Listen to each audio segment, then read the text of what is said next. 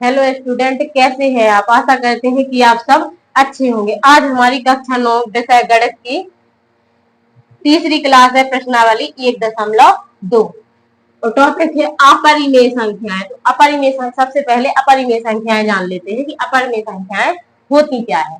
क्या होती है अपरिमेय संख्या? अपरिमेय संख्या, अपरिमेय संख्या ये पहले भी जान चुके हैं, फिर भी एक बार देख लेते। अपरिमेय संख्या वह संख्याएं होती है, वह संख्याएं होती है, होती है जिन्हें जिन्हें हम P/Q के रूप में नहीं लिख सकते, नहीं लिख सकते। या फिर इसकी एक परिभाषा और होती है कि जिनका वर्गमूल नहीं होता है, वर्गमूल नहीं होता है, नहीं होता है, वह अपरिमेय संख्याएं होती है, वह अपरिमेय संख्याएं होती है, अपरिमेय संख्याएं होती है, संख्याएं होती है। तो अपरिमेय संख्याएं क्या होती है ये आप जान चुके हैं कि अपरिमेय संख्याएं क्या होती है। जैसे कि एग्जाम्पल √2, √3, √2, √5, √6, √7, √8, √10, ये सब क्या होती हैं? अपरिमेय संख्याएं होती हैं। क्या होती हैं? अपरिमेय संख्याएं होती हैं जिनका वर्गमूल नहीं होता है। और जैसे कि √4 है तो इसका वर्गमूल 2 आ जाएगा, इसलिए ये क्या है?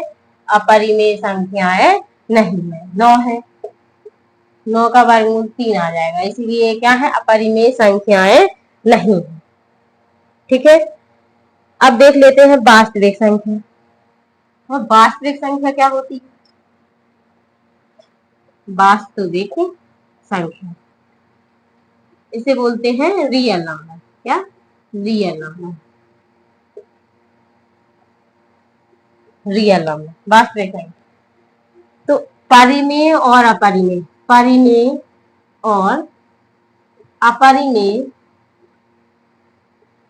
परिमेय और अपरिमेय, कूलर बंद कर दो थोड़ा सा, इतनी आवाज आते हैं। परिमेय और अपरिमेय संख्याओं, परिमेय और अपरिमेय संख्याओं से मिलकर मिलकर मिलकर वास्तविक संख्याएं बनती हैं, वास्तविक संख्याएं बनती हैं, वास्तविक संख्याएं बनती हैं।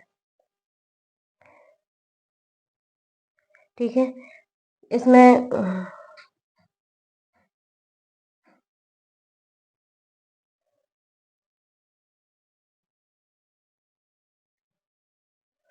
चलो अब वास्तविक संख्याओं में देखो, एक है 1870 में 2 जर्मन गणितज्ञ केंटर और डेडेकिंड ने इसे भिन्न भिन्न विधियों से सिद्ध किया। उन्होंने यह दिखाया था कि प्रत्येक वास्तविक संख्या के संगत वास्तविक संख्या रेखा पर एक बिंदु होता है और संख्या रेखा के प्रत्येक बिंदु के संगत एक अद्वितीय वास्तविक संख्या होती है। मतलब उनका ये है कि वास्तविक संख्याओं को संख्या रेखा पर निरूपण कैसे करते हैं, तो उन्होंने संख्या रेखा पर निर्धारण कर करके बताया है। चलो अब जैसे √2 है, ये अपरिमेय संख्या है, आप जान चुके। अब इसका क्या करना है? आपको पूरा टॉपिक पढ़ना है, पूरी थ्योरी वाले क्वेश्चन है, ये तो पूरी थ्योरी है।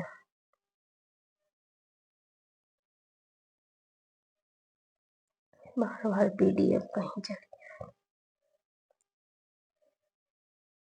चलो तो आप एग्जाम्पल तो आप देख ही लेंगे। और इसमें एक और पाई, जो पाई है ना, पाई, पाई भी ये क्या है? अपरिमेय संख्या है। पाई एक अपरिमेय संख्या है, लेकिन इसका जो मान होता है 22/7, ये क्या है? ये परिमेय संख्या है, क्योंकि इसे P अपॉन Q के रूप में लिख सकते हैं, इसीलिए ये परिमेय संख्या है। क्या है? परिमेय संख्या है, ध्यान रखना। ये ऑब्जेक्ट में आते हैं क्वेश्चन। तो पाई क्या है? एक अपरिमेय संख्या है, और ये 22/7 उसका मान परिमेय संख्या है।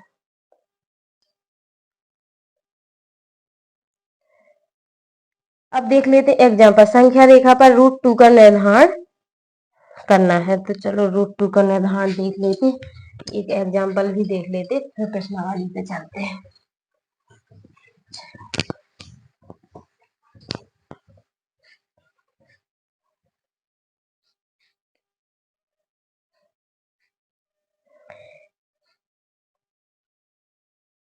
अच्छा, देखो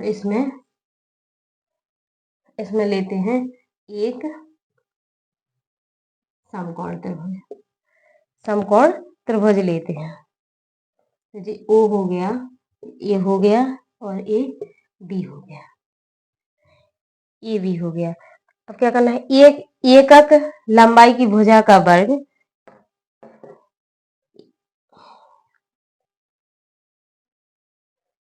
एकक लंबाई की भुजा का वर्ग देखते। पहले एकक लंबाई, एकक जो यहाँ से सॉल्व करना चालू हो गया। एकक लंबाई जिसको मात्रक भी बोलते हैं, कि लंबाई की भुजा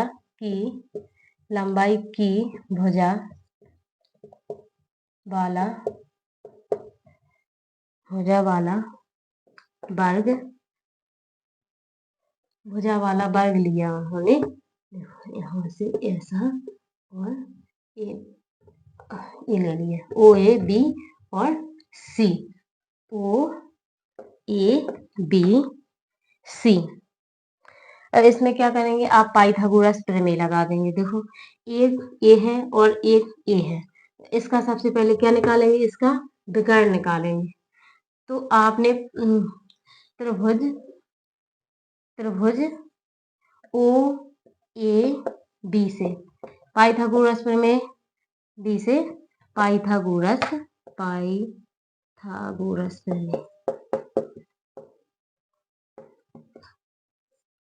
प्रमेय से पाइथागोरस प्रमेय से। अब पाइथागोरस प्रमेय क्या होता है? कर्ण का वर्ग बराबर लंब का वर्ग प्लस के आधार का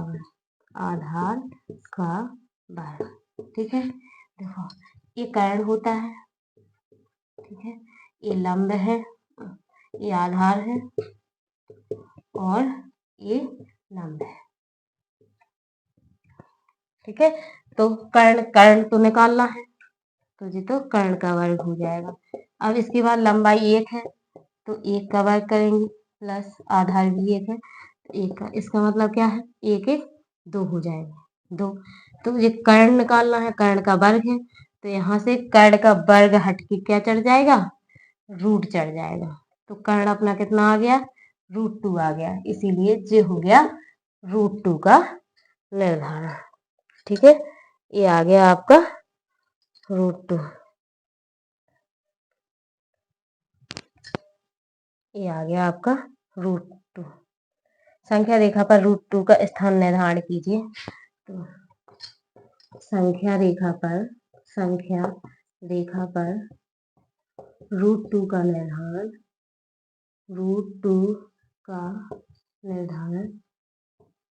कर्ण के रूप में हुआ है, कर्ण के रूप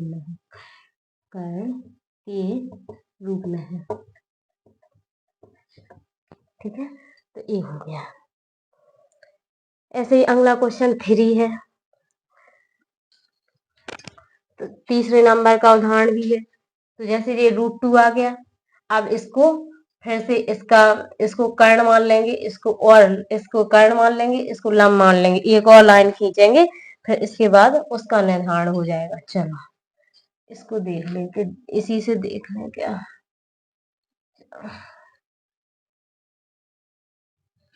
अरे यार,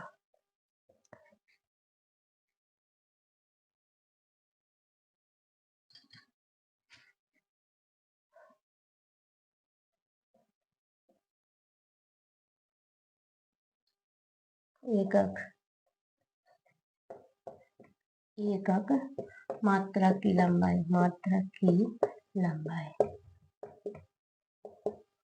अब इसी से अगला एग्जाम्पल एग्जाम्पल 3 देख लेते हैं, क्योंकि इसी से होना है। तो √2 का निर्धारण तो हो गया। अब इसके बाद यहाँ देख लेते हैं। √2 का निर्धारण हो गया। अब इसके बाद क्या करेंगे, यहाँ पे तो √2 आ गया, यहाँ पर एक लाइन खींचेंगे, इसका मान 1 हो जाएगा।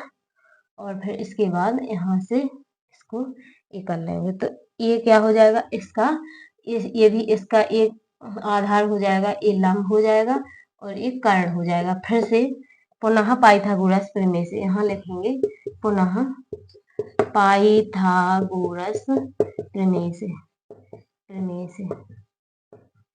तो यहाँ पर फिर से कर्ण का वर्ग बराबर लंब का वर्ग प्लस आधार का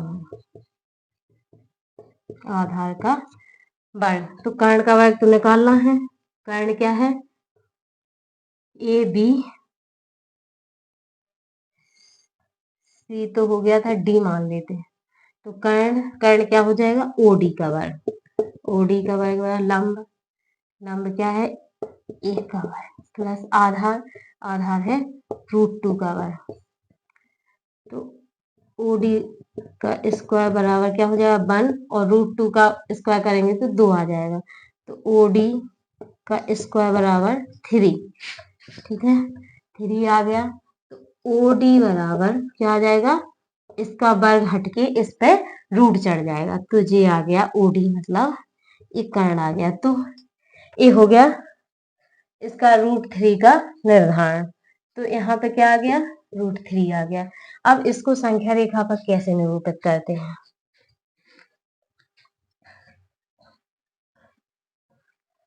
इसी को आगे बढ़ाते जाते हैं। √3 के बाद √5 का आ जाएगा। ठीक है, ऐसे ही बढ़ाते जाते हैं। तो जैसे कि ये है संख्या रेखा, ये है संख्या रेखा।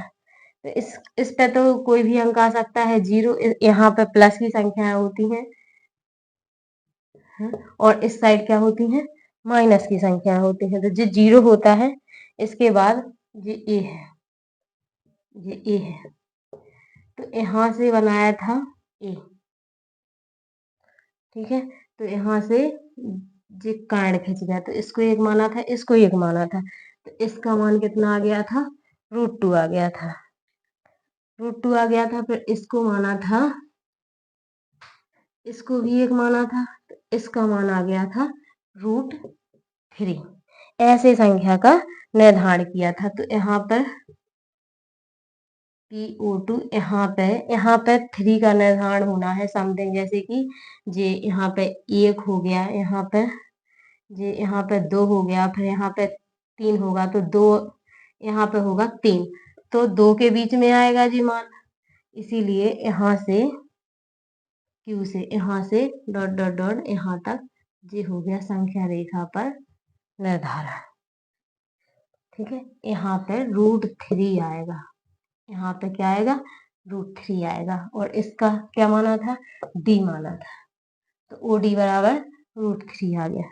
ठीक है, जो भी समझ में ना आया हो कमेंट बॉक्स में बताना। आज के लिए इतना ही, कल एक्सरसाइज करवाएंगे क्योंकि क्लास ज्यादा बड़ी हो जाती। तो फिर ठीक है, हमारे चैनल को लाइक सब्सक्राइब जरूर करना अगर समझ में आया हो तो, और कमेंट बॉक्स में जरूर बताना कि हमारी क्लास कैसी लगी।